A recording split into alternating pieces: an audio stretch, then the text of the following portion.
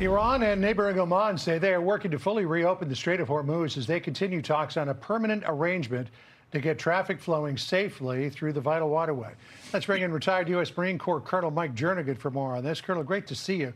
So here's what the Omani Foreign Minister Badr Abu Saidi said about the meetings that he held with Abbas Araghchi on the Iranian side. He said, quote, the proposed framework includes the establishment of a joint temporary navigational corridor through the Strait of Hormuz. That would seem fine. Negotiations between the two sides would continue with a view to agreeing on a permanent navigational corridor. That seems okay. But this and future administration of the strait, that's where we get into the sticky side of this. What are you thinking? Hey, good afternoon, John. I agree with your assessment. I think this negotiations between Iran and Oman regarding the Straits of Hormuz reminds me of Shakespeare's play, Much Ado About Nothing. And here's why I say that. When we all started this, there were 1,600 ships inside the Straits of Hormuz. Some got out in the breaks that we gave the Iranians in negotiation tactics, but many have been escorted out by the United States Navy. 5 to 7 ships a day are still getting out of the Straits of Hormuz, and they're hugging that coast of Oman, escorted by the United States Navy. And the ones that are remaining, about 200, I believe are all the Iranian ships. And so the Iranians are trying to get their own stuff out by sneaking them out through the corridor of near Oman. So I don't think there's any really merit to these negotiations, and I don't think anything will come of it. You know, Trump did 2 or 3 times issue a warning to Oman most recently. August the 17th, he told our Trey Yingst, if Oman gets in the way, we'll bomb the something out of them. I mean, Oman is a close U.S. ally, but clearly this is a very strong brushback pitch on the part of the president. Yeah, I do think that he's reminding Oman. Oman lives in a dangerous neighborhood. They have a wolf as their neighbor, and they have straw houses. So I believe the Omanis are just trying to extend this along and not overly irritate the Iranians enough to make them attack them. But at the same time, you know, they understand where their money comes from, and they understand who the largest consumer in the world is, and they understand who has the world's most powerful military and the most powerful economics. So I believe Oman is just kind of playing the Iranians' game of let's stretch this along and see what happens, because while we're in this period of nothing happening, that's good. Yeah.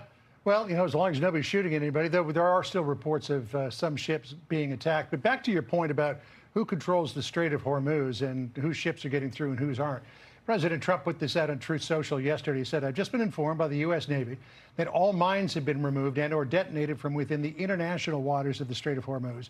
Iran has been notified that any ship or boat placing new mines will immediately and systematically be destroyed. We know that the U.S. military, the U.S. Navy, took out a lot of these small, fast boats that Iran had. I mean, this is a real warning to the regime and to the IRGC that you try to play around here, you're going to get whacked really hard. Absolutely. I agree with your assessment, John. We have destroyed 159 ships of their ocean-going Navy. We have destroyed countless thousands of their small boats capable of laying mines and attacking ships. But more importantly, we've also damaged and destroyed those piers and ports and wharfs and warehouses where all of those boats and capabilities launch from. What you're seeing now, every 2 weeks, maybe the Iranians will shoot a drone that could launch from 400 miles away and be steered into a ship as it's exiting the Straits of Hormuz as a final act of defiance. But there are not really any significant attacks that threaten anything. So this economic stranglehold that the Treasury Department announced the other day on Iran seems to be having an effect.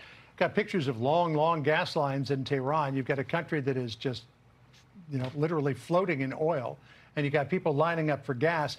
Remember back in January, we had economic demonstrations that were violently put down by the IRGC and other factions like the Besieged. You've got to wonder, though, Mike, if there were to be more economic protests rise up at this point, when the IRGC and the Besieged, to a large degree, are not getting paid, might the outcome be different?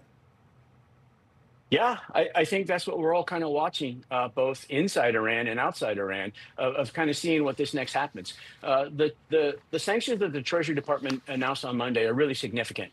They're striking after Iran's ability to get cryptocurrency, gold, their shipping, their technology, and their aviation. And those are all things that people and countries invest in and want.